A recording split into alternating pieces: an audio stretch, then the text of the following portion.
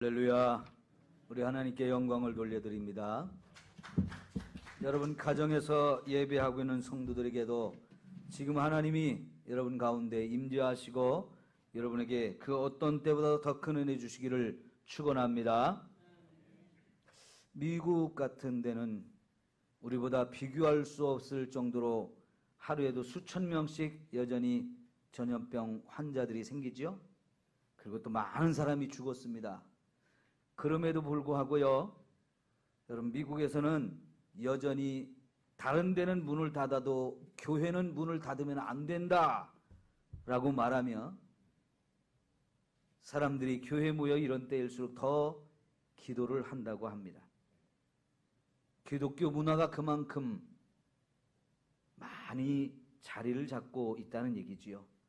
오히려 이런 때일수록 예수 믿는 사람들에게 기도합시다. 기도해야 우리가 살 수 있습니다 하면서 기도를 요청한다는 거지요. 거기에 비하면 우리는 전혀 다르잖아요.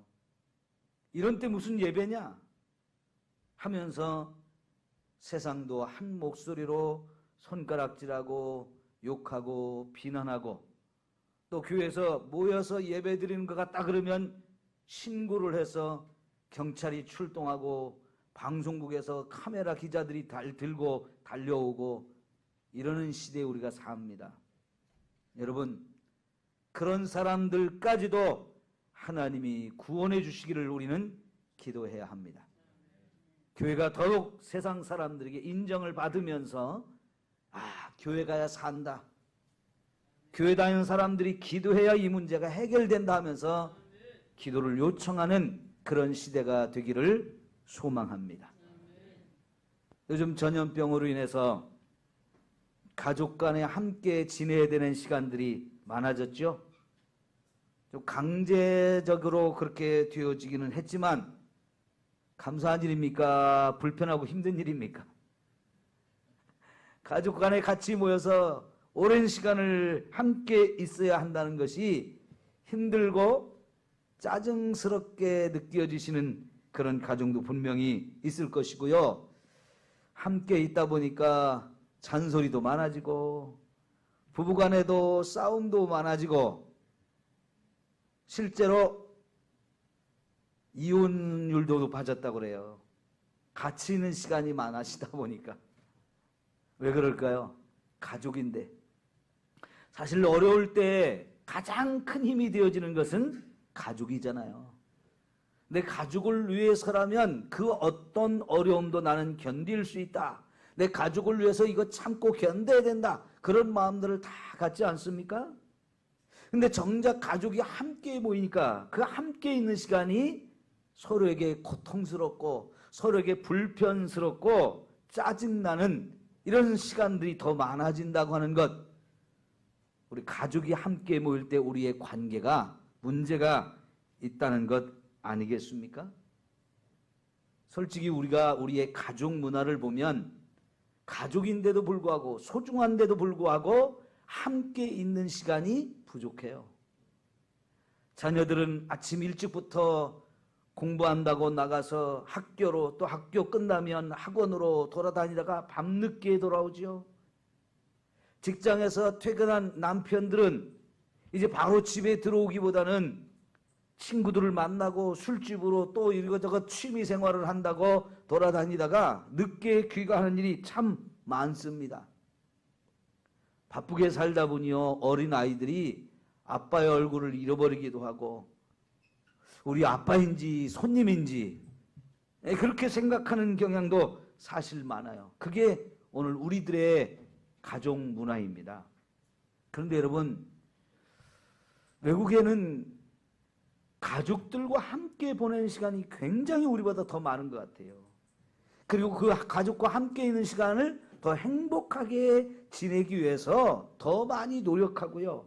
더 많이 대화하고요. 그 시간 속에 더 웃으려고 정말 서로 힘쓰고 애쓰는 이런 문화가 상당히 오랜 동안 뿌리를 내리고 이미 정착이 되어 있는 것을 많이 볼 수 있는 거지요. 오늘 이제 우리가 부부관계를 다루는 말씀을 갑작스럽게 또 나오게 됐는데요. 이게 사실은 갑작스럽게 하는 얘기가 아니에요.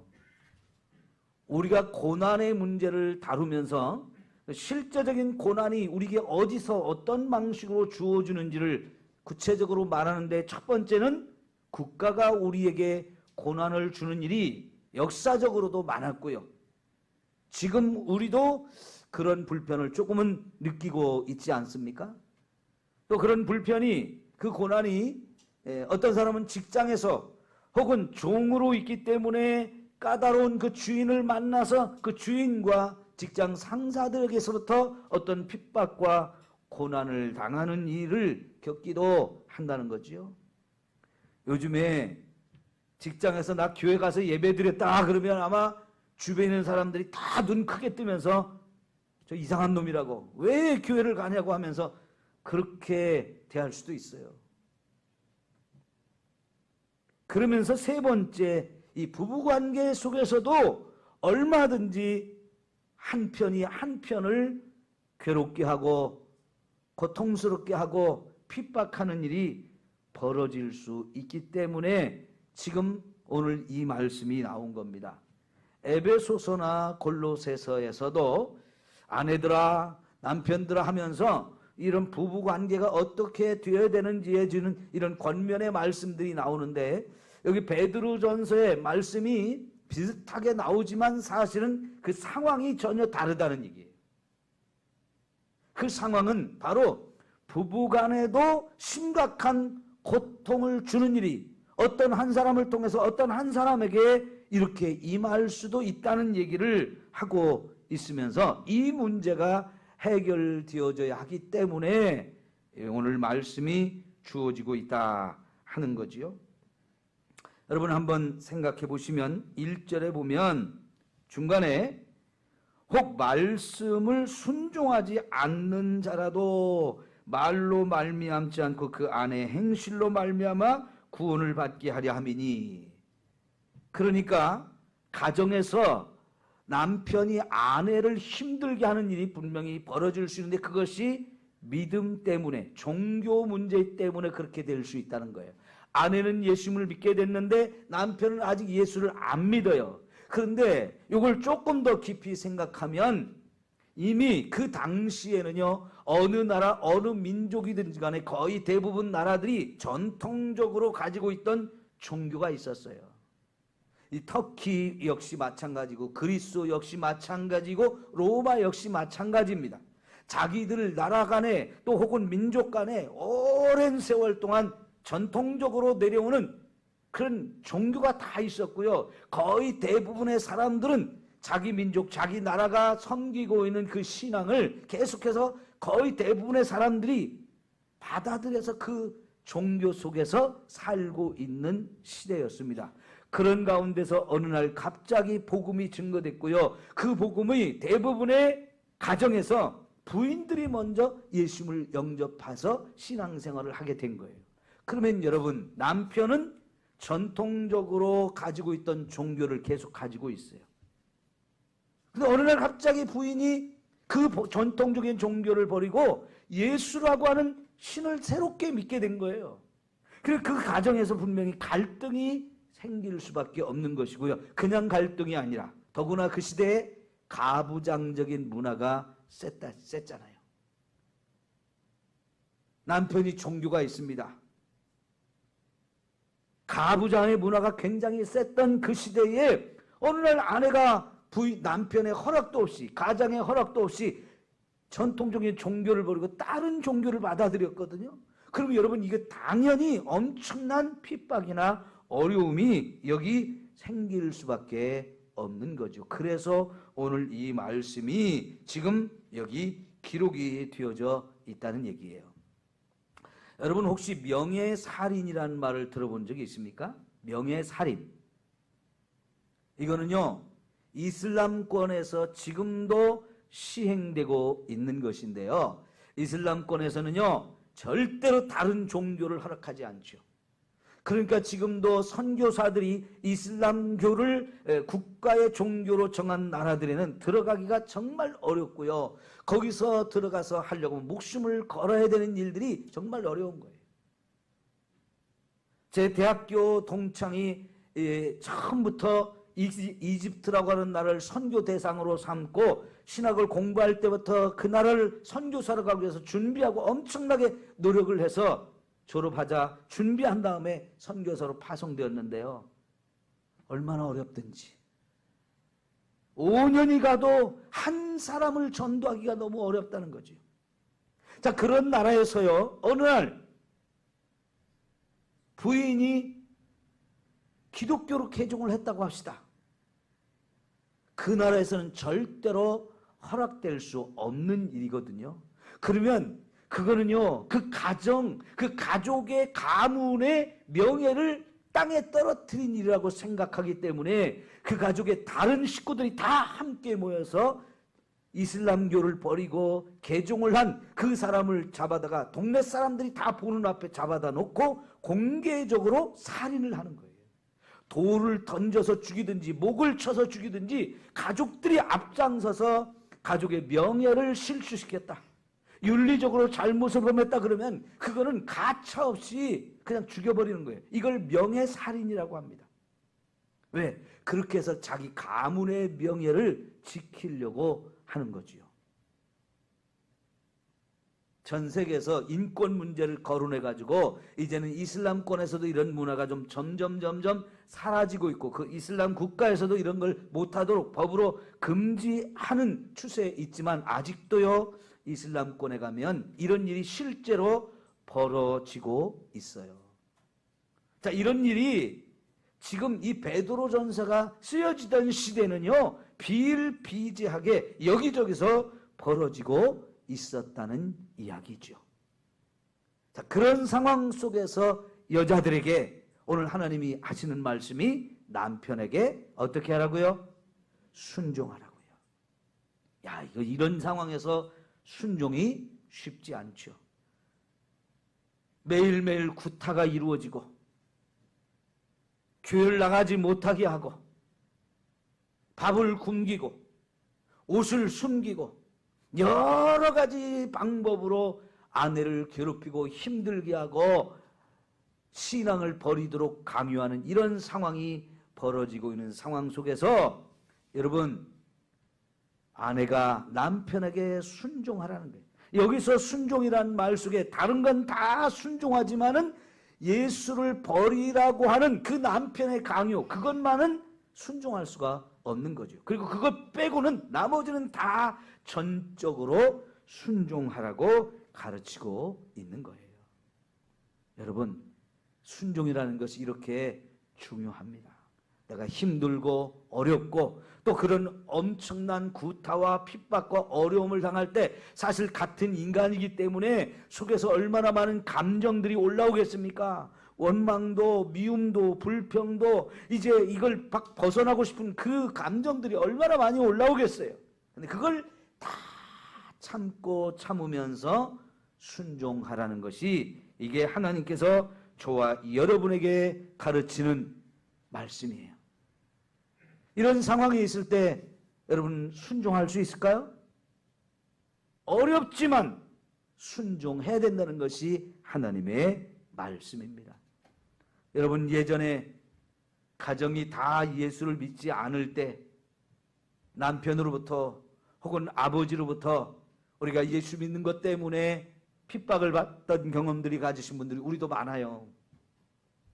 그런 핍박을 경험하는 가운데서도 참고 순종하면서 더더욱 그 영혼을 구원하려고 하는 그 아름다운 마음을 가지고 막 기도로 견디고 순종함으로 본을 보였던 이런 많은 역사가 있었기 때문에 지금은 많은 가족들이 이렇게 복음이 증거되어서 온 가족이 함께 하나님을 믿는 일들이 활발하게 이루어졌잖아요.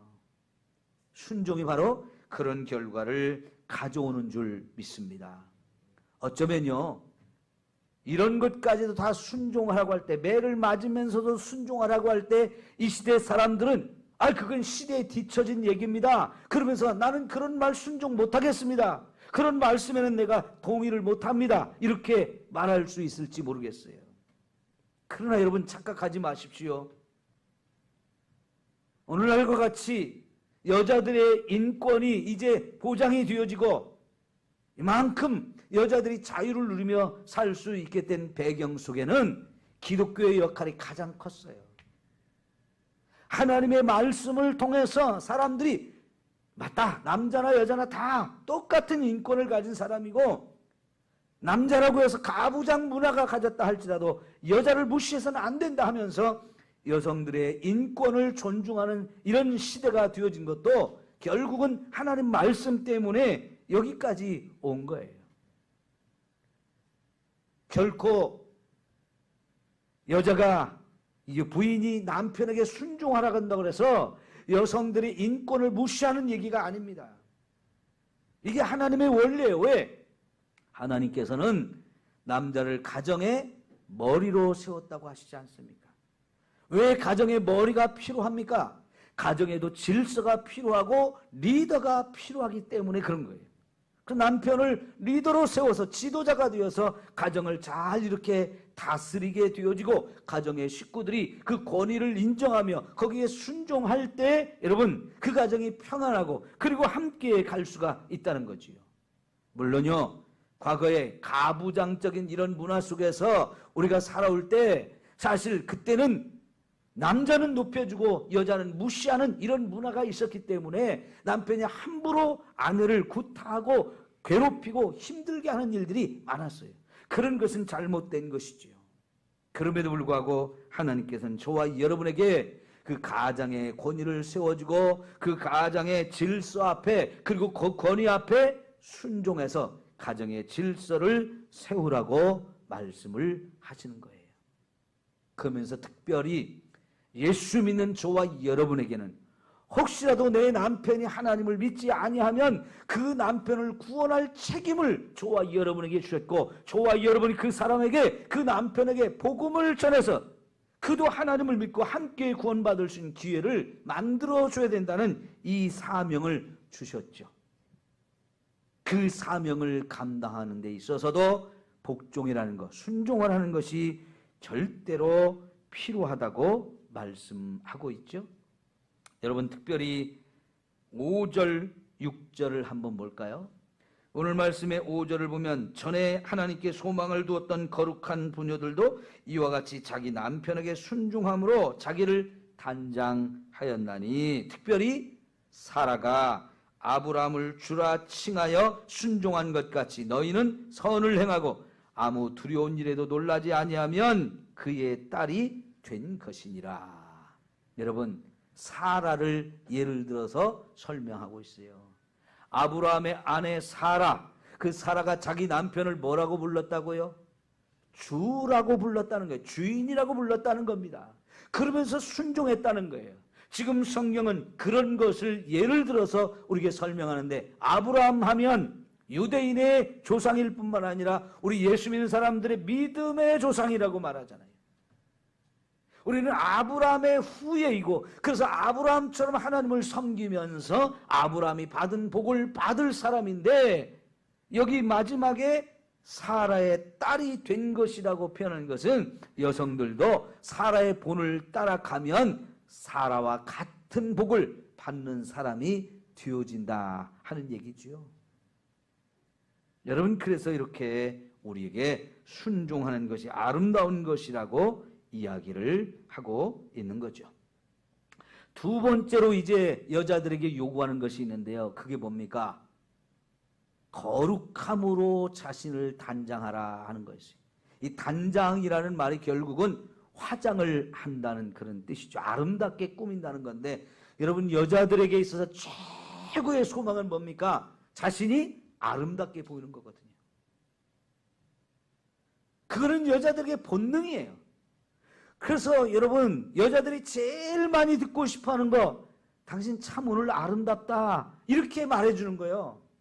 빈말이라도 그런 말 들으면 정말 좋아해요.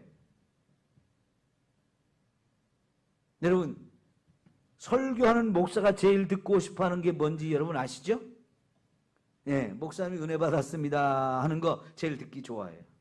그러니까 오늘 집에서 예배 드리시는 분들, 오늘 예배 끝나고 나면 카톡으로 목사님 은혜 받았습니다 한마디씩 올려주세요. 제가 힘 좀 나게.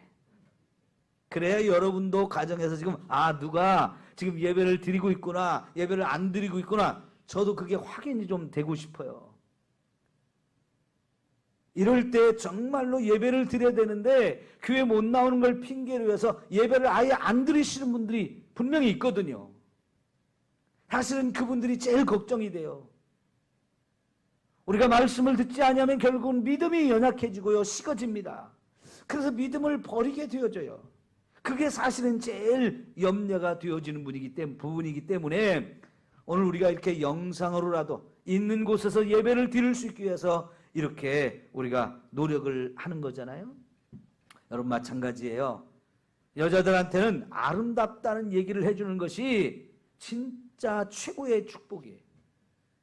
그래서 여자들은 아름답기 위해서 계속 새로운 옷도 사 입고 싶고요, 화장품도 계속 좋은 걸 사서 바르고 싶고요, 여러 가지 장신구를 자꾸 사서 아무리 비싸도 그걸로 꾸며서 자기를 더 아름답게 보이고자 하는 거, 이거는 본능이잖아요. 남자들은 열심히 돈 벌어서 화장품도 사줘야 되고 옷도 사줘야 되고 또 새로운 보석 같은 것도 자꾸만 사줘야 돼요. 그 남자들이 해야 될 의무예요. 절대로 오늘 좀 별론데 그딴 소리 하시면 안 됩니다. 밥을 못 얻어먹어요. 마음 상하게 하면 안 돼요. 자, 어쨌든 간에 여자들이, 그러나 오늘 말씀은 뭐라고? 뭘로 자신을 단장하라고 하는 거예요?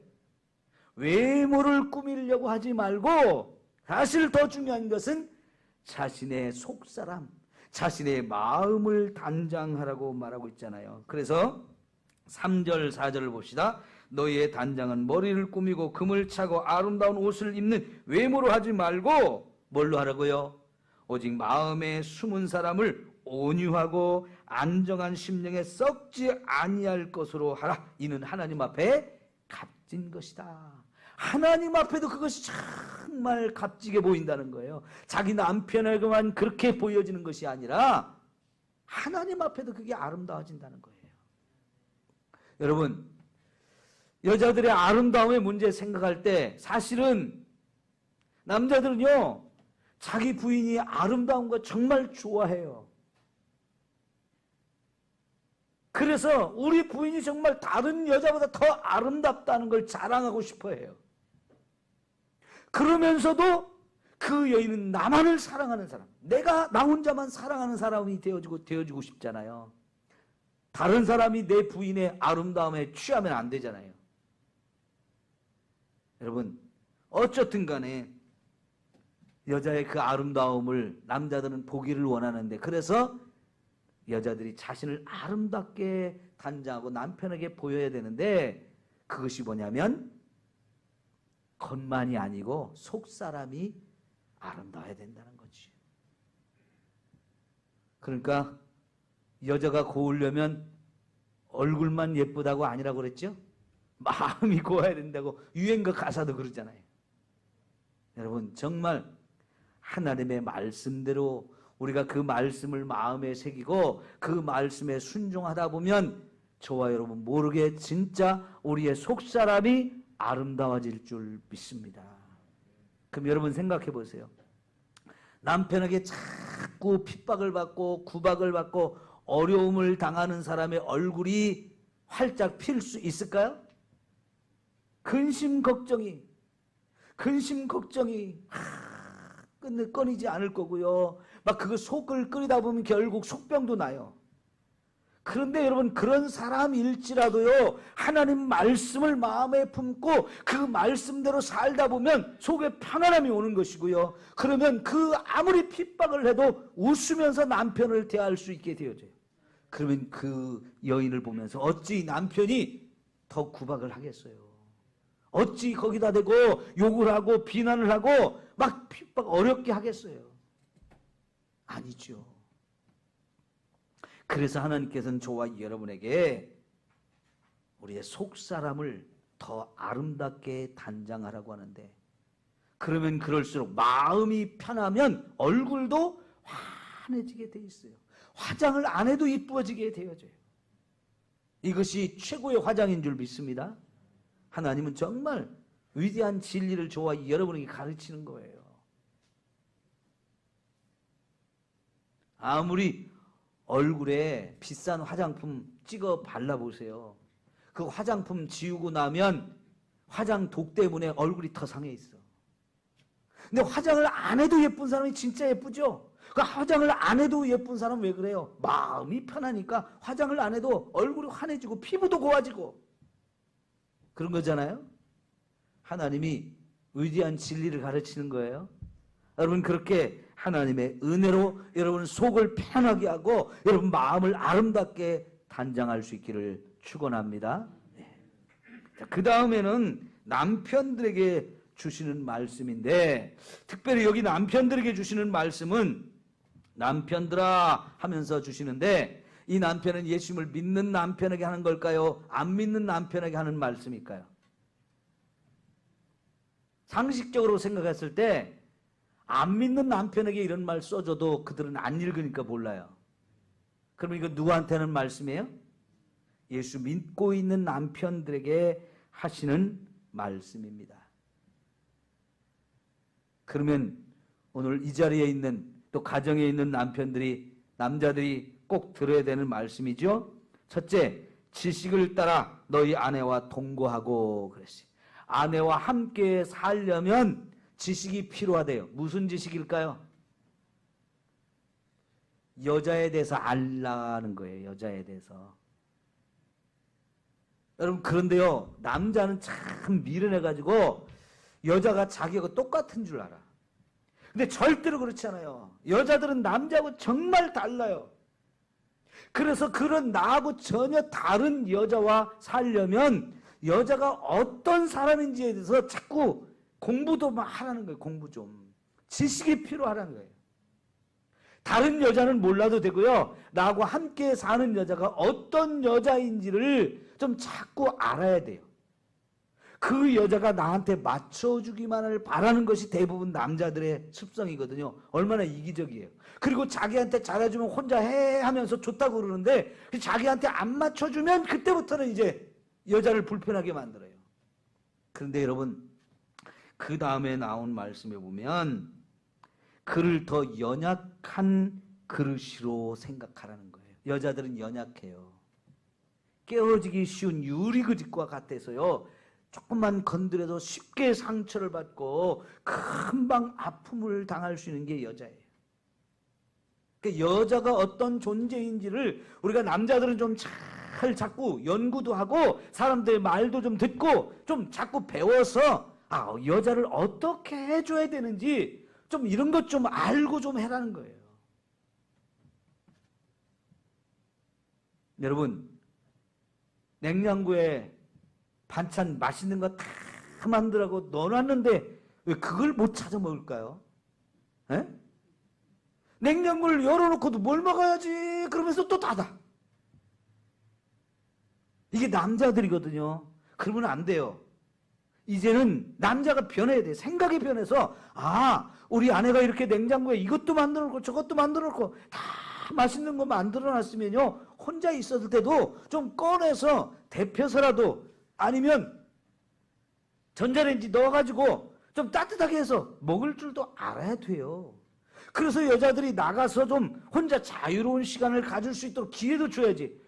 밥 대접는데 왜 밥 안 주냐고 나가 있는 사람까지도 전화해가지고 불러서 밥 차리라고. 맞아 죽을 일이에요. 예? 그러면 안 돼요. 여자가 종입니까? 내가 사랑하는 사람이거든요. 여러분 생각해 보세요. 여자가 하루 3끼 밥 다 차려줘 매일매일 그렇게 한다면 이 여자들이 정말 답답한 거예요. 짜증나는 일이에요. 사실 여자들이 밥때가 되면 제일 고민하는 게 뭐 해 먹지? 이게 굉장히 고민하는 거예요. 근데 남자들은 뭘 그런 걸 고민해. 어제 먹던 거 아침에 먹던 거 또 하면 되지. 여러분이 이미 그럽니까? 아침에 먹던 거 똑같이 주면 여러분이 맛있다고 먹어요? 벌써부터 짜증을 내는 게 남편인데, 자식들도 짜증을 내는데, 이왕이면 여자는 내 식구들에게 맛있게 먹게 해주려고요. 매번 식사 때마다 뭘 만들지 굉장히 고민이 많아요. 근데 여자라고 해서 아무리 요리를 잘한다고 해서 자기가 할 수 있는 게 한계가 있거든요. 그 한계 돌려가면서 오늘은 아침에는 된장찌개, 저녁에는 김치찌개, 아무리 이렇게 돌려막기 한다고 해봐야 맨날 거기서 거긴데 여자들도 힘든 거예요. 그러니까 밥 차려줄 때 항상 감사하면서 뭐 반찬이 이거밖에 없냐고 투정 부리지 말고 진짜 맛있게 먹으면서 당신 최고야, 당신 최고야 그러면요 여자들이 더 맛있게 해줄 줄 믿습니다. 결혼한 지 얼마 안 돼가지고 이거 맛없는데 그 소리 하면 평생 그거 못 얻어먹는 거예요. 요즘 시집가는 여자들이 뭐 반찬하는 거 배워갖고 가는 사람이 몇이나 돼요. 그래서 결혼했다고 이제 자기가 하지 못하는 거 그래도 그나마 남편을 대접하려고 막 만들면 간도 안 맞죠. 제대로 된 것이 아니죠. 그렇지만 여러분 그거 먹어주는 남편이 절대로 얼굴 찡그리지 말아야 되고 웃으면서 맛있다고 자꾸 칭찬해주면 점점 더 맛있어지게 되어지는 거예요. 그죠? 여자에 대해서 알아야 부부관계도 행복하다니까.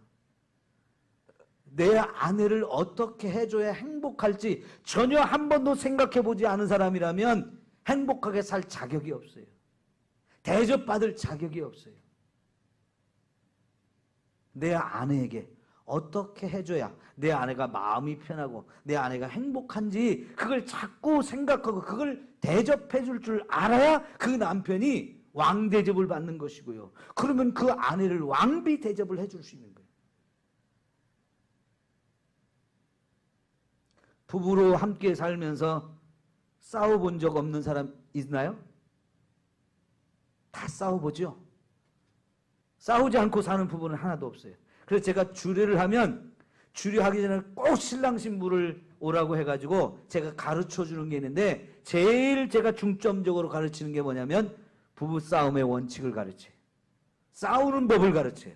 이 뭔 목사가 그런 거 가르치냐? 그럴 텐데 여러분 싸우는 것도 원칙을 정해놓고 싸워야 싸움이 빨리 끝나고 싸운 다음에 화해가 잘 이루어지기 때문에 그래요. 제대로 싸우는 법을 알아야 되는 거예요. 그런데 여러분 이걸 모르는 사람은 부부 싸움을 하면 꼭 어떻게 하냐면 내가 꼭 이겨야 된다고 생각해요. 그래서 결혼한 사람들한테 사람들이 쓸데없이 가르치는 게 뭐냐면 주도권 잡아라, 초장에 잡아라 이런 거 가르치거든요. 그거 뭐 하는 거예요? 이기라는 거예요. 여러분 절대로 그런 거 가르치면 안 되고 그런 거 배우면 안 돼요. 부부 싸움은 어쩔 수 없이 일어나는 거지만 그 부부 싸움을 할 때 누가 이겨야 돼요? 남편이 이겨야 돼요? 아내가 이겨야 돼요? 네?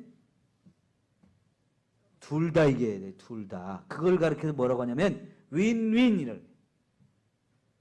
영어로 윈이 이긴다는 뜻이잖아요. 그럼 윈윈 두 번을 해야 된다는 거예요. 이쪽도 이기고 이쪽도 이기고 같이 이겨야 된다는 거예요.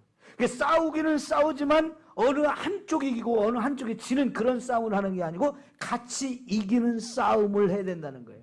그럼 예를 들어 내가 이기고 아내가 졌다. 그 아내가 누구예요? 남의 아내예요?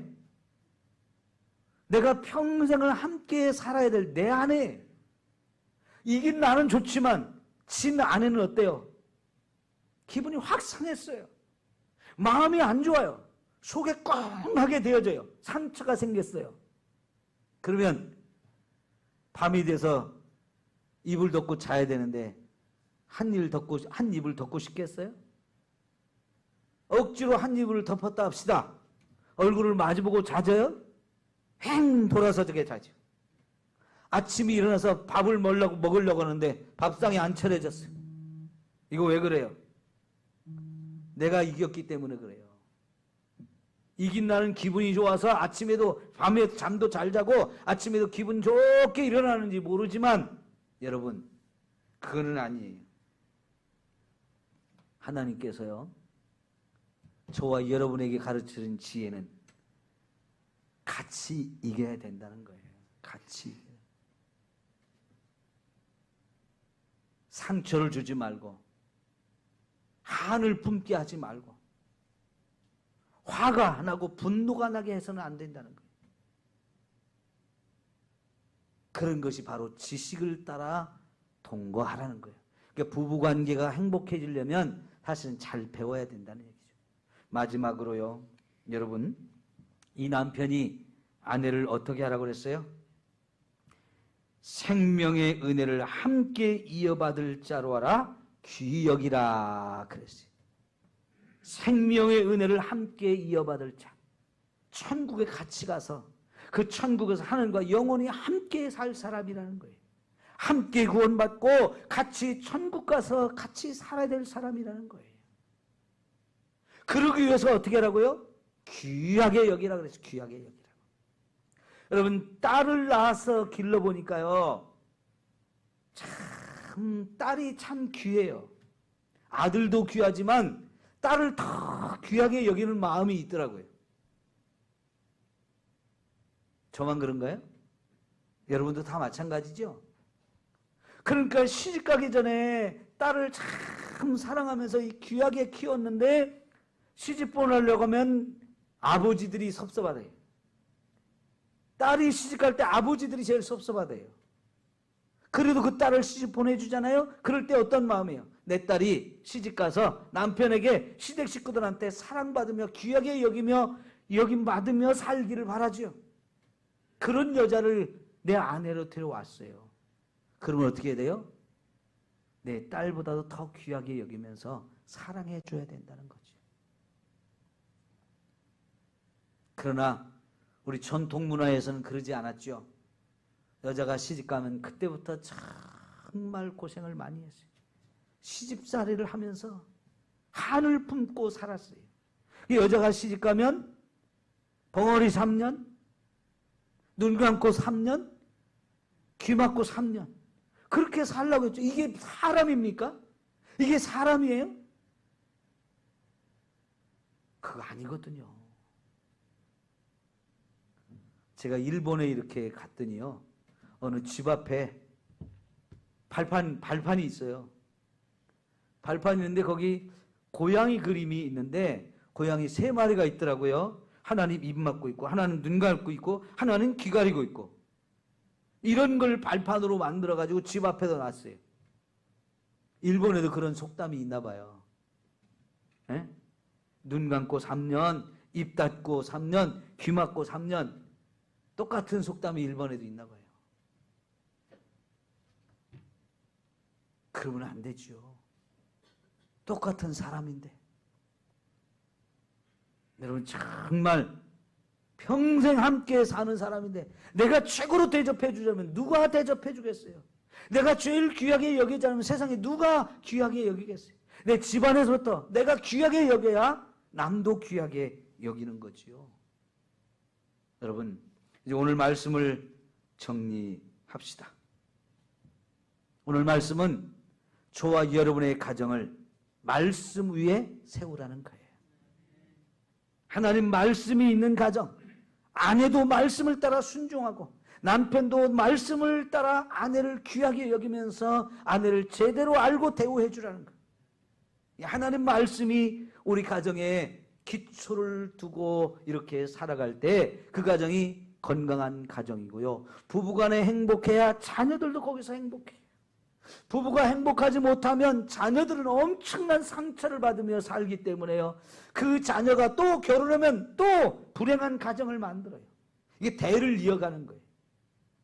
여러분 우리의 가정이 하나님 말씀 따라 행복하게 살아가면서 대대로 함께 이런 복과 은혜를 함께 누리며 살아가는 저와 여러분 모두가 되기를 축원합니다.